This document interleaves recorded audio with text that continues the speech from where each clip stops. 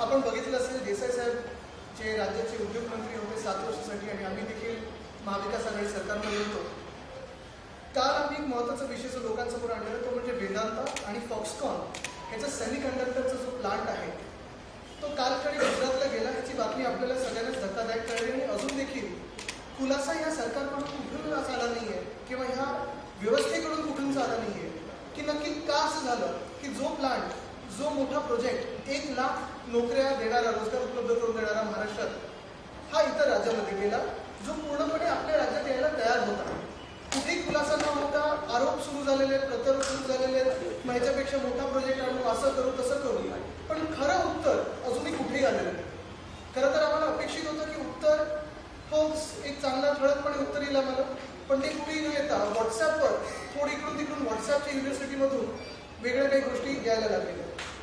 आज खरं तर मी सकाळी एका व्हॉट्सॲपवर पाहिलं की कोणीतरी व्हॉट्सॲप असं फिरवतं, मला माहिती नाही नक्की कोण, पण 2015-16चा जो मॅग्नेटिक महाराष्ट्रामधला MOU होता फॉक्सकॉन बरोबरचा आणि मग हा वेदांता आणि फॉक्सकॉनचा वेगळा MOU, ह्याच्यामध्ये सांगड घालून लोकांमध्ये काही थोडं कन्फ्युजन निर्माण करायचं, लोकांना भ्रमित करून द्यायचं की हे तेच होतं, मग ह्यांनी असं कसं नाही केलं, मग देसाई साहेबांनी सहकार्य नाही केलं. मी सकाळी देसाई साहेबांची माझी चर्चा झाली तेव्हा हे स्पष्ट झालं आणि मला देखील आठवतं की तो जो मॅग्नेटिक महाराष्ट्रामध्ये फॉक्सकॉनसोबत MOU झालेला तेव्हा पूर्णपणे तो MOU हा ॲपलच्या आयफोनच्या असेंब्लीबद्दल होता, महाराष्ट्रासाठी होता आणि तो देखील MOU पुढे त्याचं काय झालं हे त्यावेळेचे मुख्यमंत्री महोदयांनी सांगितलं तर बरं होईल.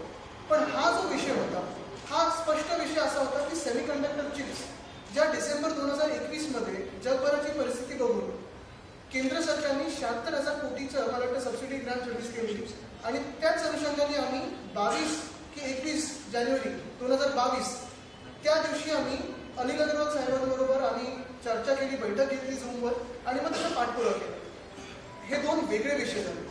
तसंच अजून एक महत्त्वाची गोष्ट म्हणजे डॅव्हॉसमध्ये देखील जेव्हा मी सुभाष देसाई साहेब, नितीन राऊत साहेब आम्ही जेव्हा होतो तेव्हा आमच्या डेलिगेशनकडे पूर्णपणे यांच्यासोबत MOU करायचा जो होता, करार करायचा होता, त्याचे कागदपत्र तयार होते.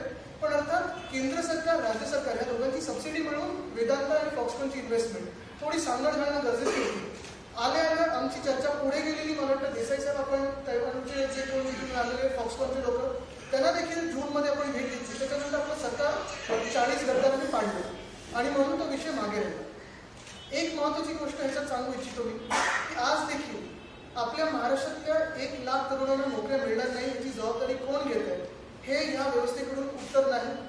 इथून पूर्णपणे इथे येणारा जो काही प्रोजेक्ट होता तो इतर राज्यांमध्ये का गेला, गुजरातमध्ये का गेला, कुठच्या राज्यात जाण्याचं दुःख आम्हाला नाही आहे, पण दुःख या गोष्टीचं आहे की आपल्या राज्यातून जो प्रोजेक्ट 100% येणार होता, तळेगावमध्ये येणार होता, आपल्या पुण्या जिल्ह्यात येणार होता, तिथून कसा पुढे गेला, दुसरीकडे गेला हे अजून कुठेही उत्तर आलेलं नाही. तसंच दुसरी एक बातमी माझ्या कानावर आली. मला आज काही ओळखीच्यांनी सांगितली आणि परत मी एकदा वाचली. खरं तर तो माझा विषय लक्षात नव्हता आला कारण मला माहिती एवढ्या आपल्या पण प्रेसमध्ये तसं आलं नव्हतं. ती बातमी ही आहे, सेंटर आस्क्स हिमाचल, गुजरात आणि Andhra Pradesh to send detail report on bulk drug park. आपल्याला आठवत असेल बल्क ड्रग पार्कसाठी मुख्यमंत्री महोदयांनी देखील केंद्र सरकारला म्हणजे उद्धव साहेबांनी पत्र लिहिलं होतं. त्यावेळी देसाई साहेबांनी तो प्रस्ताव कॅबिनेटमध्ये आणलेला. बल्क ड्रग पार्क देखील आपण आमच्या रायगडमध्ये आणि इतर काही परिसरामध्ये आपण आणणार आहोत. आता बल्क ड्रग पार्कमध्ये हिमाचल प्रदेश आहे, गुजरात आहे आणि आंध्र प्रदेश आहे आणि पहिला गुजरातमध्ये भरूचमध्ये हा बल्क ड्रग पार्क येणार आहे. मागणी ही महाराष्ट्राने पहिली केली आहे. परत एकदा ही बातमी मला सप्टेंबर 2 की 3 ची आहे. म्हणजे आत्ताचे ह्या व्यवस्थेत स्वतःला घोषित करणारे मुख्यमंत्री महोदय घराघरा वेगळ्या वेगळ्या मंडळांना भेटी देत होते, अनेक ठिकाणी फिरत होते. पण कदाचित आत्ताच्या उद्योगमंत्र्यांना पण हा विषय माहिती नसेल किंवा मुख्यमंत्री महोदयांना पण माहिती नसेल विषय की हे देखील मोठा प्रस्ताव जो होता, मोठा प्रोजेक्ट जो होता, महाराष्ट्रासाठी जो उपयोगी होता, महाराष्ट्राचा ज्याच्यावर पहिला हक्क होता तो आपल्या राज्यातून निघून गेलेला आहे. आता हे पूर्णपणे किती खरं आहे किती खोटं आहे हे मला वाटतं उद्योगमंत्र्यांकडून मला उत्तर अपेक्षित आहे. कदाचित ते हे बोलू शकतात की हा विषय आरोग्य खात्याचा आणि मग आरोग्य खाता सांगू शकतात की हॅटकिन नावाच्या माणसाला विचार. आता ह्याच्यात मला जायचं नाहीये. पण हे सगळं देखील चाललेलं आहे. ही महाराष्ट्राची खरं तर मान शर्मेनी खालती घालण्याचा प्रकार सुरू आहे. कालचा जो प्रस्ताव होता जसं वेदांता आणि फॉक्सकॉन एवढा मोठा प्रोजेक्ट म्हणजे 2 लाख कोटी. खरं तर देसाई साहेब मी आजच एक चॅनलच्या ट्विटरवर बघितलं की सध्याचे जे आणि 4 लाख कोटीचा प्रस्ताव घेऊन आलेला तो आपल्या महाराष्ट्रातच येणार आहे असं हाऊसमध्ये सांगितलं, फ्लोर ऑफ द हाऊसवर सांगितलं. हे म्हणजे उद्योग जगातील मोठ्या लोकांचं किंवा कंपनीचा एकेरी उल्लेख असेल किंवा 2 लाख कोटीचा प्रस्तावला 4 लाख कोटी म्हणणं आणि तोही हातातून घालवणं, हे नक्की कुठच्या सरकारला शोभणारं आहे हे मला माहिती नाही. खरं तर कुठच्याही दुसऱ्या व्यवस्थेत, कुठच्याही दुसऱ्या सरकारमध्ये मुख्यमंत्री महोदयांनी उद्योग मंत्र्याचा राजीनामा मागितला असता की 2 लाख कोटी आणि 1 लाख रोजगार उपलब्ध करून देणारे जे असे उद्योग आहेत ते 100% आपल्या राज्यात जे येणारे आहेत ते तुम्ही असे जाऊ कशी देऊ शकता. दुसरा विषय जो मी आज सांगितलं तो बल्क ड्रग पार्कचा आहे. त्याच्यात थोडी माहिती ती आहे जे मी सांगितलं की महाराष्ट्राचा पहिला हक्क आहे. जो आमचा प्रस्ताव होता तो हाच होता कारण आपण फार्मास्युटिकल आउटपुट जो आहे आपल्या देशातला त्याच्यातून 20% हा महाराष्ट्रातून जातो. सगळ्यात मोठा वॅक्सिन प्रोड्युसर सिरम असेल आणि इतर काही असतील ते आपल्या महाराष्ट्रात आहे. तिसरी गोष्ट आणि सर्वात महत्त्वाची म्हणजे जे काही ग्लोबली अप्रूव्ह प्लांट्स असतील, मग FDAचे असतील, EU असेल, सगळ्यात जास्ती हे आपल्या राज्यात आहे. आपल्याकडे सप्लाय चेन चांगली आहे, कोल्ड स्टोरेज चांगलं आहे, पोर्टचं जवळ आहे, एक्सपोर्ट्स आपल्याकडून जास्त येतं आणि एक्सपोर्ट प्रिपेअरनेसमध्ये नीती आयोगाच्या रँकिंगमध्ये आपलं 2 नंबर आलेला आहे महाराष्ट्राचा. हे एवढं सगळं असताना मग आपण जो प्रस्ताव दिलेला बल्क ड्रग पार्कचा हा देखील आपल्या हातातून निघून जातो. म्हणजे एक आश्चर्याची गोष्ट ही मला वाटायला लागलेली आहे की ज्या ज्या प्रस्तावावर आम्ही पूर्णपणे मेहनत घेतली, काम करत आलो, देसाई साहेब असतील, मी असेल, पूर्ण मंत्रिमंडळ असेल, मुख्यमंत्री महोदय असतील, उपमुख्यमंत्री महोदय असतील, महसूल मंत्री महोदय असतील, सगळ्यांनी मेहनत घेऊन आपल्या महाराष्ट्रात हा खेचून आणण्याचा जो प्रयत्न केला तर हे नवीन जी काही व्यवस्था आहे मी सरकार मानत नाही कारण ही घटना बाहेर, पण ही व्यवस्थेने बरोबर ते पळवून लावलेलं. म्हणजे एक प्रकार तुम्ही बघा, खरं तर डॅव्हॉसला जेव्हा मी सुभाष देसाई साहेब असतील, नितीन राऊत साहेब असतील, आम्ही जेव्हा गेलेलो तेव्हा आमच्यासोबत 6 वेगळे राज्य होते. आमच्या पॅव्हिलियनच्या बरोबर समोर आपल्या देशाचं पॅव्हिलियन होतं म्हणजे केंद्र सरकारचं होतं आणि आम्ही सगळे एकत्र काम करत होतो. एक सुद्धा इन्व्हेस्टमेंट कुठची केंद्र सरकारच्या परवानगी विना येऊ शकत नाही आणि तसंच आम्ही पाठपुरावा नीट करून रितसर परवानगी घेऊन आमचं वेगळं विचारधारेचं जरी सरकार असलं इथे तरी देखील केंद्र सरकारबरोबर नीट जे काही सांगड घालायचे असते ते करून आम्ही 80,000 कोटी त्या 3 दिवसात डॅव्हॉसमधून इथे आणले महाराष्ट्रात. जर आम्ही शिवसेना, राष्ट्रवादी काँग्रेस असं महाविकास आघाडीचं सरकार केंद्र सरकारबरोबर नीट जे काही बोलणी आहेत ते करून पाठपुरावा करून या सगळ्या गोष्टी महाराष्ट्रासाठी आणू शकतो, मग नक्की ह्या व्यवस्थेचं काय चुकतं आहे की प्रत्येक गोष्ट जी महाराष्ट्रासाठी मोठी आहे, चांगली आहे ती निघून जाते. आणि काल पण मी जो उल्लेख केला तो म्हणजे एअरबसचा. आता एअरबसचा मोठा प्रस्ताव आहे, एअरबसचा मोठा प्रोजेक्ट आहे, तो देखील मला वाटतं पाठपुरावा करणं गरजेचं आहे. मी आपल्याच मार्फत विनंती करीन मुख्यमंत्री महोदयांना की पाठपुरावा लवकरच सुरू करा कारण नवरात्री येणार आहे, मग आपल्याला वेळ नाही मिळणार. गरबा, दांडिया, मंडळ तिथे घराघरा फिरायला लागणार आहे 4 वाजेपर्यंत वगैरे सकाळी. तर हे सगळं सोडून जरा थोडं कामावर लक्ष देणं गरजेचं आहे आणि हीच माझी विनंती आहे. दुसरी गोष्ट महत्त्वाची स्पष्टीकरण मला करायचं आहे, थोडा विषय वेगळा तरी देखील. आज परत मी एक बातमी वाचली की सिंधुदुर्ग सम्राट बाळासाहेब ठाकरे क्लिनिक हे मुंबईत जे सुरू होणार आहे ह्याचं श्रेय ते घेण्याचा प्रयत्न करत आहेत. त्यांनी घ्यावं श्रेय, त्यांनी उद्घाटन करावं, काही प्रॉब्लेम नाही. तरी देखील जनतेला माहिती आहे की हे जे काही क्लिनिक आहे ते उद्धव साहेबांचं स्वप्न होतं आणि ते आमच्या BMCच्या बजेट स्पीचमध्ये होतं. ते आज हे उद्घाटन करायला निघालेले आहे. ते ठीक आहे, ते जनतेला असा होतं की मागच्या सरकारमध्ये म्हणजे उद्धव ठाकरे सरकारमध्ये अपेक्षित बैठका घेण्यात होत्या. त्या अपेक्षित बैठका झाल्या नाहीत आणि त्यामुळे प्रोजेक्ट हातातून गेला. उद्योगमंत्र्यांनी पण हेच सांगितलं. मला वाटतं उद्योगमंत्र्यांना तुम्ही सांगितलं थोडा अभ्यास किंवा त्यांचं खातं त्यांना चुकीचं ब्रीफ करतं. ते त्यांचं मंत्रालय थोडं वेगळं होतं. त्यांनी देसाई साहेबांचं आणि माझं ट्विटर बघितलं असतं, काम बघितलं असतं तर मला कळलं असतं आणि कदाचित ते तिथे गेले सुद्धा नसते. पण 21 ते 22 जानेवारीची आमची पहिली बैठक होती. त्याच्यानंतर सतत 2-3 बैठका फेब्रुवारी-मार्चमध्ये झाल्या. मेमध्ये डॅव्हॉसमध्ये आमचं पूर्ण करारपत्र तयार होतं. मी त्यांच्याकडे गेलेलो, भेटलो डॅव्हॉसमध्ये. नंतर आपण बघितलं असेल देसाई साहेबांची बैठक झाली जूनमध्ये आणि तळेगाव इथे 2 की 3 वेळा फॉक्सकॉनची टीम असेल, त्यांच्या कन्सल्टंटची टीम असेल, हे सगळी गेली. मला वाटतं स्टिलियर पण एक आलेलं आहे की तळेगाव कसं बरं आहे. जो शिंदे फडणवीस सरकारचे मंत्री असतील किंवा प्रतिनिधी यांचं म्हणणं असं आहे की उद्योगधंदे किंवा गुंतवणूकदारांना आकर्षित करण्यासाठी ज्या सवलती पॅकेज देणं अपेक्षित असतं ते जाहीर करण्यास उशीर झाला. मला वाटतं परत काही वेळा असं असतं ना, काही सरकार किंवा व्यवस्थेचा विषय असं असतो की नुसतं जाहीर करून सोडून दिलं. दहीहंडीसाठी आम्ही खेळाचा दर्जा देऊ सोडून दिलं, मग ते काही इन्शुरन्स देऊ सोडून दिलं. अशा अनेक गोष्टी त्यांनी जाहीर करून सोडून दिलेल्या आहेत. परवा PM किसान योजनेसारखं काहीतरी करणार असं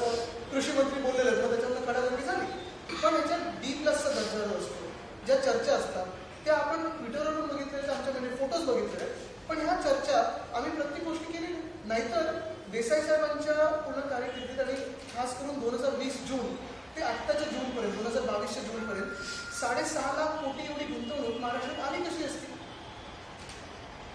तुमच्या सरकारने सगळ्यात लुक्रेटिव्ह इन्सेंटिव्ह पॅकेज दिले होते, मात्र आता गुजरातमध्ये जे पॅकेज मिळालेलं आहे या कंपनीला ते तितकंच आहे, त्याच्यापेक्षा जास्त आहे. याबद्दलची काही माहिती मिळालेली आहे का? माझी माहिती की 40,000 करोडचं इन्सेंटिव्ह पॅकेज होतं. मी याबाबतीत सांगू शकतो की आम्ही जेव्हा त्यांच्याशी चर्चा केली होती, जमीन, वीज, पाणी आणि त्यांना देणारी प्रोत्साहन, इन्सेंटिव्ह, ह्या सगळ्याची एक बेरीज केली तर 38,000 कोटीपर्यंत ती जात होती. ते पॅकेज त्यांना देण्यात आलं.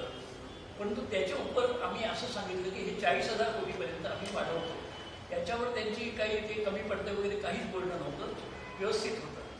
आता माहिती अशी मिळते की गुजरातचं ॲक्च्युली पॅकेज हे त्यापेक्षा कमी आहे. एवढं नाही, मला मिळालेली माहिती आहे की 12,000 कोटींनी ते कमी आहे गुजरातचं पॅकेज. तरीसुद्धा गुजरातमध्ये का गेलं तर ह्याचा अर्थ हा निर्णय पूर्णपणे राजकीय आहे. केंद्र सरकारच्या दबावामुळेच फक्त हे झालेलं आहे. बाकी दुसरा कुठलाच अर्थ याच्यात निघत नाही, दुसरा संबंधच येत नाही. आणि याच्याबद्दल आणखी जे काही त्यांनी जो गोंधळ निर्माण करायचा प्रयत्न केला की MOU झालेला असताना कसा गेला, तर MOU 2015मध्ये झाला, तेव्हा मी उद्योगमंत्री होतो, परंतु देवेंद्र फडणवीस हे मुख्यमंत्री होते. आणि त्या MOU मध्ये स्पष्टपणे उल्लेख आहे की ॲपल कंपनीचं आयफोनचे असेंब्ली करण्याचा हा उद्योग फक्त फॉक्सकॉन, एकटी फॉक्सकॉन कंपनी करणार. आणि त्यावेळेला त्यांचे टेरी गाव नावाचे अध्यक्ष हे तैवानहून आले होते आणि त्यांच्या भेटीगाठी, वर्ल्ड ट्रेड सेंटरमध्ये कार्यक्रम, त्यानंतर मग अनेक जण नेत्यांच्या बैठका, भेटी, असं सगळं झालं होतं. आता जो गेली वर्ष दीड वर्षाची चर्चा चालू आहे तो प्रकल्प पूर्णपणे वेगळा आहे. त्याचं MOU झालेलं नाही. आणि तो प्रकल्प हा सेमी कंडक्टर्स, चिप्स ह्या तयार करण्याचा आणि त्याचबरोबर डिस्प्ले फॅब ह्याच्या मॅन्युफॅक्चरिंगचा हा प्रकल्प आहे. हा विषयच वेगळा आहे. आणि ह्या ज्या सगळ्या चर्चा झाल्या होत्या, ज्याचा उल्लेख माननीय आदित्य यांनी केला, त्याप्रमाणे जानेवारीमध्ये ही चर्चा सुरू झाली. मेमध्ये आम्ही दावोसला अनिल अगरवाल साहेबांना भेटलो आणि त्यानंतर 24 जून या दिवशी मी दिल्लीला जाऊन फॉक्सकॉनचे अध्यक्ष यंग लिऊ आणि त्यांचे एक सहकारी विन्सेंट ली ह्या दोघांशी चर्चा केली. त्यामध्ये त्यांनी मनुष्यबळाची जास्त सखोल चौकशी केली आणि त्यानंतर आम्ही त्यांना निमंत्रण दिलं की आपण आता हे एवढं सगळं समाधान झालेलं आहे तर मुंबईत येऊन आमच्याशी MOU करावा, हे आम्ही त्यांना निमंत्रणही दिलं. त्यामुळे पुढचा टप्पा 24 जूनचा नंतरचा त्याची वाट बघत होतो, परंतु आमचं सरकारच राहिलं नाही. त्यामुळे ॲक्टिव्हली काही करावं अशी आमची परिस्थिती नव्हतीच. आता हे जे सगळं झालेलं आहे ह्याच्या पार्श्वभूमीवर एक गोष्ट लक्षात घ्या, तारखा ज्या सांगितल्या मी, 26 जुलै हा दिवस महत्त्वाचा आहे. 26 जुलै या दिवशी फॉक्सकॉन वेदांता समूह याचं एक मोठं शिष्टमंडळ मुंबईत येऊन मुख्यमंत्री एकनाथ शिंदे आणि उपमुख्यमंत्री देवेंद्र फडणवीस यांना भेटलं. या सविस्तर चर्चेनंतर एक चांगलं प्रसिद्धीपत्रक सरकारने अधिकृतपणानं प्रसारित केलेलं आहे. त्याच्या सगळ्या बातम्या माध्यमांवर आलेल्या आहेत, छापून आलेल्या आहेत आणि त्यामध्ये 1,69,000 कोटींची गुंतवणूक महाराष्ट्रात येत आहे. तळेगाव पुणे जिल्ह्यातले आणि नागपूर जिल्ह्यातली बुटीबोरी या ठिकाणी हा प्रकल्प होणार. त्याच्यातून 1 लाख ते 2 लाख एवढी रोजगार निर्मिती होईल असे ढोल बनवण्यात आलेले आहेत त्या पत्रकातून. त्यावेळेला महाविकास आघाडी की काय उणीव झाली, काय कमी पडलं, काय प्रयत्न तोकडे पडले असा कुठेही उल्लेख नाही आहे. त्यांनी फक्त आम्ही हे करतो आहोत अशा प्रकारचे एक ढोल वाजवले आणि मग जर ते झालं तर त्याच्याला पुष्टी जोडलेली आहे की ह्या प्रकल्पाला केंद्र सरकारचं सहकार्य मिळत आहे. मग हे सहकार्य गेलं कुठे? हेच का ते सहकार्य? केंद्र सरकारचा हाच का आशीर्वाद की ते गुजरातचा सगळा प्रकल्प जाणं किंवा हे जे काही आता जे बोललं जात आहे ते कातडी बचाव करण्यासाठी हे प्रयत्न होत आहेत, परंतु लोकांना कळून चुकले. आम्हाला याच्यामध्ये खंत एवढीच आहे की महाराष्ट्रातल्या युवक युवतींना एवढ्या मोठ्या संख्येने रोजगार मिळणार होते आणि रोजगार निर्मितीला त्याचबरोबर उद्योगाला मोठी चालना मिळणार होती तो प्रकल्प फार चांगला प्रकल्प, इतके सगळे प्रयत्न करूनही अगदी शेवटच्या टप्प्यात असताना हा निघून गेलेला आहे. आणि दुसरी धक्कादायक गोष्ट जी माननीय अध्यक्षांनी आताच सांगितली की बलप्रद पाठ, ह्याच्याबद्दल केंद्र सरकारने सगळी माहिती आपल्याकडून मागवली आणि महाराष्ट्राची सगळी परिस्थिती बरोबर आहे अशा प्रकारचं त्यांच्याकडून उत्तरी आलं असताना आता तोही प्रकल्प गुजरातकडे गेलेले. आंध्र प्रदेश, हिमाचल प्रदेश आणि तिसरं राज्य गुजरात, त्याच्यातही महाराष्ट्राच्या तोंडाला पानं पुसली गेलेली आहे. मला आता भीती अशी वाटते की पुढच्या काळामध्ये असेच जर प्रकल्प जात राहिले तर हे जे सरकार आहे, नेबळट सरकार, ते मान घालून सगळं सहन करत राहील. त्यांची तिथे बोलण्याची हिंमत सुद्धा होणार नाही. हे अजूनही माझं तर त्यांना आव्हान आहे किंवा आव्हान आहे म्हणा की हा प्रकल्प महाराष्ट्रात येणं हे न्याय्य होईल आणि त्यासाठी त्यांनी प्रयत्न जरूर करावा. आमच्याकडून त्यासाठी जर कोणती काही मदत पाहिजे असेल तर ह्या विषयाला महाराष्ट्राच्या उद्योग वाढीसाठी आमचा सदैव पाठिंबाच असेल. दोनच गोष्टी महत्वाच्या आहेत. एक, जसं मी सांगितलं, कालच्या अजून प्रश्नाला उत्तर कुठूनही आलेलं नाही. आणि दुसरं म्हणजे बलप्रद पाक देखील आपल्या हातातून निघून गेलेला आहे. हे उद्योग मंत्री महोदयांना माहिती आहे का आणि त्याच्यावर त्यांची काय प्रतिक्रिया आहे? मला वाटतं हे आपण विचारायला पाहिजे. काल जे मी बोललो ते परत बोलीन. बाजीगर मध्ये डायलॉग काय, जीत के हारने वाले को, हार के जीतने वाले को बाजीगर कहते.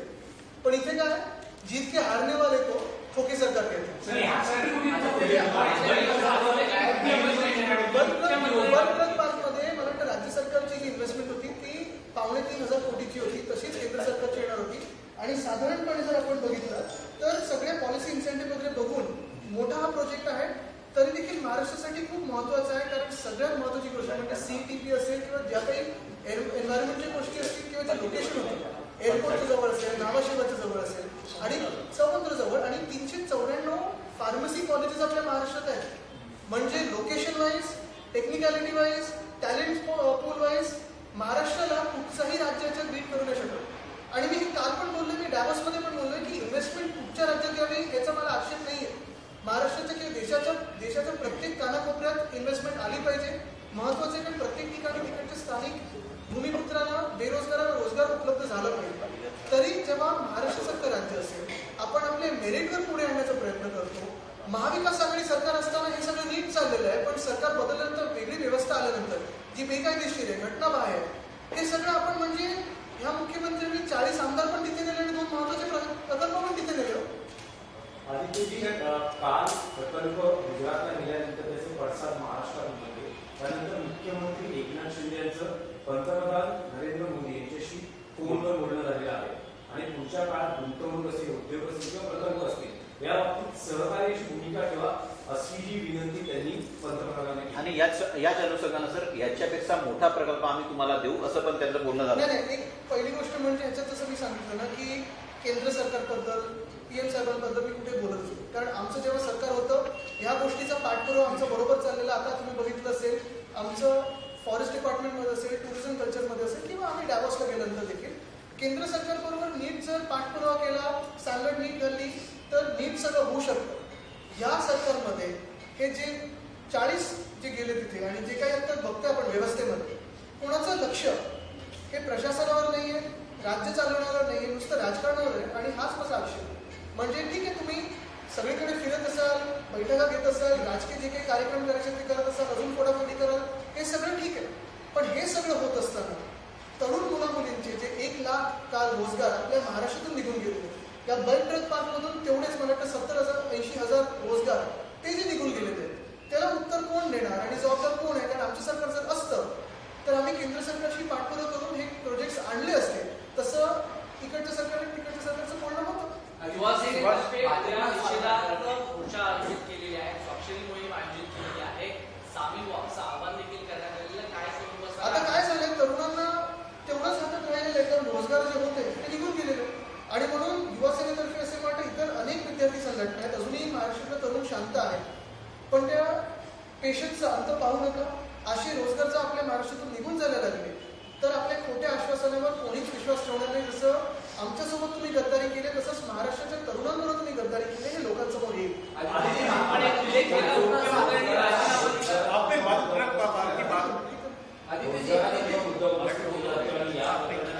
चर्चा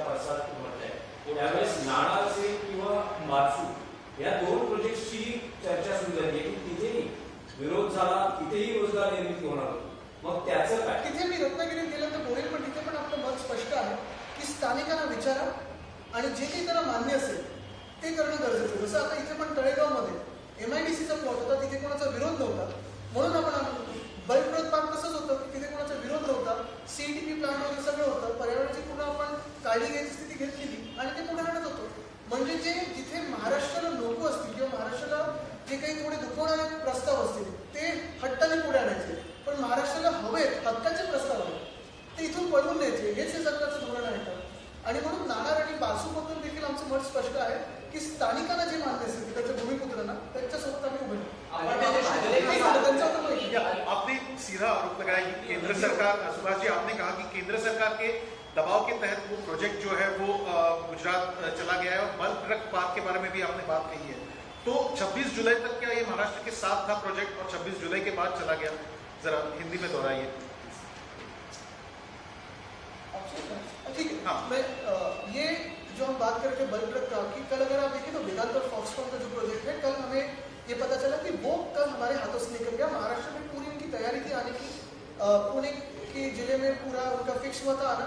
ठीक है, जो भी उनकी बात है केंद्र सरकार से हो, गुजरात सरकार से हो, अच्छी निगोसिएशन हुई होगी शायद गुजरात से, उधर चले गए, उसका दुख नहीं. दुख इसी बात का है कि जो प्रोजेक्ट हम महाराष्ट्र में लाने वाले थे, हमारे निगोसिएशन चल रहे थे सरकार से वेदांता और फॉक्सकॉन के साथ, वो कहीं ना कहीं वहाँ उन्होंने देखा नहीं इस सरकार ने, ये जो व्यवस्था है इन्होंने, और ये प्रोजेक्ट हाथों से निकल गया.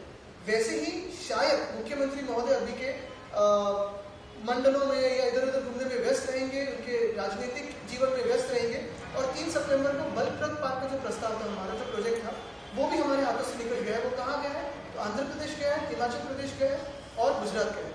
वहाँ जाने से हमारा दुख की बात नहीं है.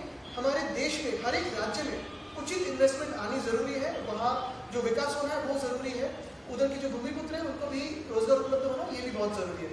लेकिन बात यही है, दुख इसी बात का है कि जो प्रोजेक्ट महाराष्ट्र में आने चाहते थे, जिसपे महाराष्ट्र का पूरा अधिकार था, हक बनता था, पूरे मेरिट थे, वो प्रोजेक्ट हमारे हाथों से चले जा रहे हैं. जो प्रोजेक्ट महाविकास आघाड़ी सरकार के दौरान आना चाहते थे, वो आज हम देख रहे हैं कि हम महाराष्ट्र में आना नहीं चाहते, ऐसे कह रहे हैं. तो इसी बात का दर्द है, इसी बात का दुख है.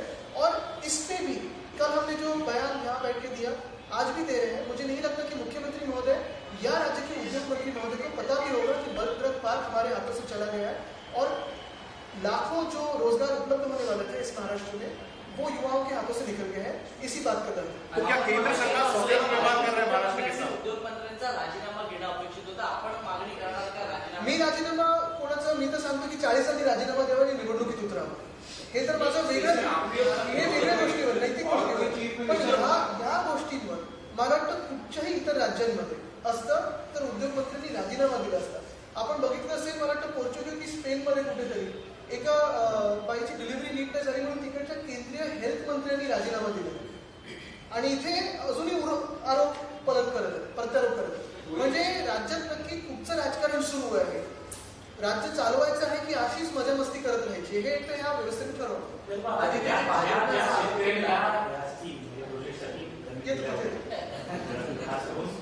तळेगावमध्ये बॉक्स वगैरे नाही येत, त्या शेतकऱ्यांनी आता आंदोलन करण्याचा इशारा दिलेला आहे. कारण हा प्रकल्प आमच्यासाठी खूप गरजेचा होता आणि इतर मित्रांसाठी. नक्कीच आपण बघितलं असेल, जसं आता देसाई साहेबांनी गेल्या 7 वर्षात जेवढी इथे इन्व्हेस्टमेंट आणली, उद्योगमंत्री म्हणून त्यांचं क्रेडिट आहे, तसंच तत्कालीन मुख्यमंत्र्यांना मी क्रेडिट देतो. पण ह्याचा हाच अर्थ लागतो ना की जबाबदारी कोणीतरी घेऊन पुढे यायला पाहिजे. आता तुम्ही व्यवस्था ही चालवत आहात, विरोधी पक्षासारखं आमच्यावर आरोप करून चालणार नाही. तुम्हाला उत्तरं द्यायचे आणि व्हॉट्सअपमधून उत्तरं नाही द्यायचे आम्हाला, अधिकृत पेपरवर कागदपत्रावर उत्तर द्यायचे. नाही, उत्तर सगळीकडे आपण बघतो सगळ्यांपासून. नाही, आमचं छोट्या बैठका नसतात. भाजपनं असा आरोप केलेला आहे की फॉक्सकॉनचं महाराष्ट्रात प्रस्तावित युनिट होतं, हे स्थापन करणार नाही अशा पद्धतीची घोषणा केली. 7 जानेवारी 2020ला तत्कालीन उद्योगमंत्री सुभाष देसाईंनी केलं होतं. याबाबतीत तुम्ही त्यांना जाब विचारला होता का? अशा पद्धतीचं भाजप. पण ते कशाला बेगानी शादीमध्ये आपलं बोलतोय? त्यांच्यावर कोण बोलतोय? आणि देसाई साहेब आपणच. हो, मी ते सांगितलं. तो प्रकल्प ज्याचा MOU झाला होता, परंतु MOU करून ते जे गेले ते येतच नव्हते, तेव्हा तो रद्द करण्याचा प्रश्न नाही. आम्ही त्यांची वाट बघत होतो, परंतु फॉक्सकॉनचे कोणीही आलेच नाहीत परत महाराष्ट्राशी बोलायला किंवा MOUची अंमलबजावणी करायला. अंमलबजावणीचा प्रश्न होता आणि तो प्रकल्प हा ॲपलचे आयफोन इथे असेंबल करावे असा प्रकल्प होता. त्याची आणि ह्याची जी गल्लत घालतायत हे सर्विसवी चुकीचं आहे. हा जो प्रकल्प आहे हा चिप्सचा म्हणजे सेमीकंडक्टर्स आणि डिस्प्ले ह्याचा मॅन्युफॅक्चरिंगचा प्रकल्प आहे. आणि ह्याच्यामध्ये वेदांत ग्रुप आणि फॉक्सकॉन असे 2 भागीदार आहेत. त्याच्यानंतर तिथे 2015चा ते MOU होता. ही तर आत्ताची सगळ्या चर्चा चालू होत्या. जानेवारीत झालेली बैठक, त्यानंतर अनेक झालेल्या चर्चा, मग दावोस इथे झालेली मे महिन्यातली 2022ची बैठक, 2022 जूनमध्ये माझी दिल्लीत झालेली बैठक, हे तर सगळं आतापर्यंत हे सगळं चालू होतं. हा लाईव्ह प्रोजेक्ट असताना हा गेला, हे मोठं धक्कादायक आहे. आणि त्याच्या पाठोपाठ बल्क ट्रक पार्क केलेले आहे. अजून काय काय काही माहिती नाही. आणि मुख्य गोष्ट म्हणजे जेवढे रोजगार आपल्याकडे उपलब्ध होणार होते त्याचं काय झालं? म्हणजे आमच्या इकडच्या मुलामुलींनी नुसतं डिग्र्या घ्यायच्या आणि असं घरी बसायचं का? हा एक मोठा प्रश्न राहतो. आदित्यजी, BPSC मैदानावर म्हणजे त्याच्यासाठी परवानगी मागितली गेली आहे तुमच्या शिवसेनेकडून. नाही, मी आज परत जसं काल सांगितलं की हे राजकीय प्रश्न आणि हे राजकीय प्रश्न आपल्या मार्गाने पुढे निघत असतात, त्याचा तोडगा निघत असतो. माझ्या राज्यासाठी आज कुठे ना कुठेतरी तरुण, एक 32 वर्षाचा तरुण म्हणून मला वाटतं की 2 मोठे प्रोजेक्ट जे आपल्या राज्यात येणार होते, लाखो नोकऱ्या उपलब्ध करून देणार होते, ह्याची सरकारला काळी मात्र चिंता देखील नाही आहे. हे बघून मला धक्का बसतो. म्हणजे मला हेच अपेक्षित होतं काल कुठेतरी मुख्यमंत्री महोदय काहीतरी स्टेटमेंट करतील, पण तिथे कुठे स्टेटमेंट आलं नाही. ह्याची माहिती खरी आहे ती लोकांसमोर आली, तसं झालं नाही. बल्क ट्रक पार्क आपल्या हातातून विसरून गेलेला आहे, त्याच्याबद्दल दिलगिरी तरी व्यक्त करतील, तसं कुठेही झालं नाही. म्हणजे तरुणांनी नुसतं अभ्यास करायचा, डिग्र्या घ्यायच्या आणि घरी बसायचं. आता महाराष्ट्राचे चित्र असं दिसतंय, कारण हे जे काही राजकारण आहे हे खोके सरकार, जसं मी सांगितलं काल, स्वतःसाठी खोके आणि महाराष्ट्राला धोके. आज दुसरा धोका दिसतो आम्हाला.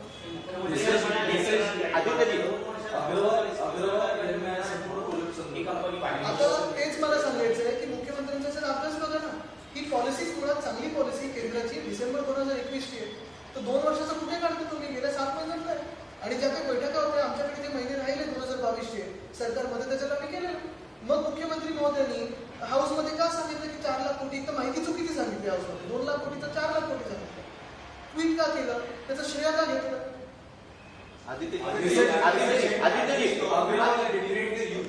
Sorry? You have said that this government has betrayed the youth.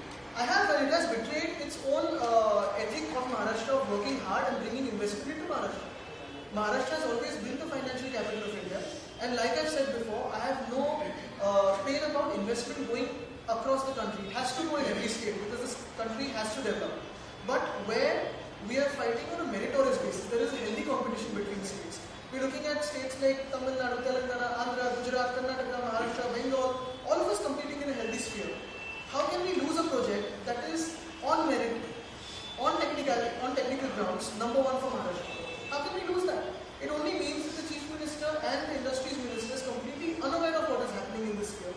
And they are busy in politics, dirty politics, and not for the benefit of the state. Any other Chief Minister would have asked for resignation of Industries Minister. Absolutely, after losing a project of 2 lakh crores and 1 lakh jobs yesterday that I spoke about, and today another big project for the Bharat Truck Park, we cannot expect the Chief Minister to garland the Industries Minister for sure. So there has to be some moral responsibility, and I think it is up to the youth now to decide whether they accept such a government. आदित्यजी, गोव्यातल्या राजकारणाचा प्रश्न आहे की आज गोव्यात operation lotus यशस्वी झालेलं आपल्याला पाहायला मिळते. काँग्रेसचे 8 आमदार भाजपमध्ये गेलेले आहेत. नक्कीच, पण मी त्याच्यावरही बोलून आपल्या महाराष्ट्रातल्या तरुणांना रोजगार मिळणार नाही.